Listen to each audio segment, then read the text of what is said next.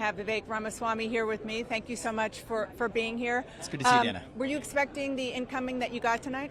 You know, it was an honor. I took it as a badge of honor as the 38-year-old outsider in this race who's never been in a political debate to be at center stage and see a lot of establishment politicians that threatened by my rise. I am thrilled that it actually gave me an opportunity to introduce myself to the people of this country. We're just getting warmed up, and I'm really thrilled with how it went. Well, the reality is the people who have foreign policy experience, it shows what a disaster it's been from the Iraq war on down to other pointless wars, no-win wars that these administrations from foreign policy establishments in both parties having led us into.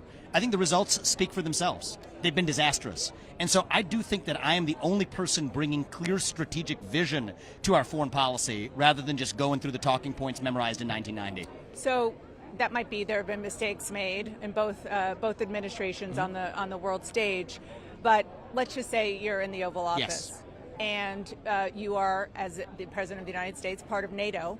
Yes. And you see what's happening in Ukraine and Russia, just for example, and Russia moves on to a NATO ally. We will always honor our treaty commitments, but under my watch, Russia will not move on a NATO ally. Because How can you be so sure? Because I will do a deal that ends the Ukraine war on terms that are backstopped by U.S. interests. The deal I would do would be to freeze the current lines of control and make a commitment that NATO will not admit Ukraine to NATO, but we get more in return by requiring Putin to exit his military alliance with Xi Jinping. China is the top threat we face. That's what we actually need to remember.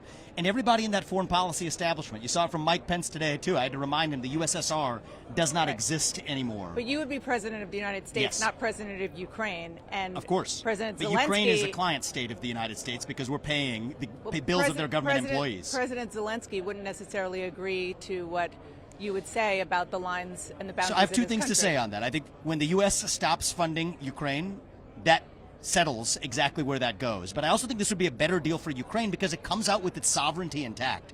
The spring offensive that became the summer offensive, that became the offensive that never was, this is not on track to end well for Ukraine either. And so I think this is good for Ukraine.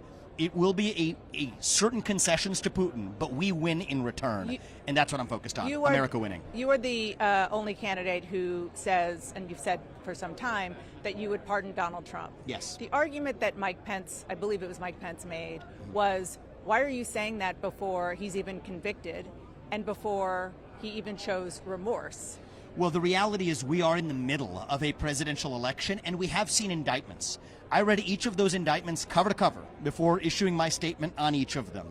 And the reality is, and you know this, in law enforcement, in every case of a prosecutor, the most damning version of the facts and the law are in the indictment. So if there's something far different that's not in the indictments, that's nearly always true, and anyone in the legal practice would tell you it's a fair assumption to make. So, and I said at the time, assuming that these are the worst statement of the facts from the standpoint of the prosecution, yes, I would pardon Donald Trump on each of those facts because I think it's a politicized persecution. And this is also part of what I mentioned to Christie on stage is there's a difference between making a bad judgment and committing a crime. And I think if we start conflating the two, that's a dangerous slippery slope in this country.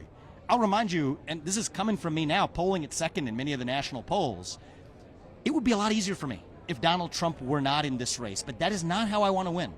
I want to win by convincing the people of this country that we can actually reunite our nation and lead us forward. And it will make my job as the next president that much more difficult if Donald Trump is behind bars or under indictment, especially under novel legal theories used for the first time. Vivek Ramaswamy, thank you so much. Dana, good to see you. Appreciate it. Thank you.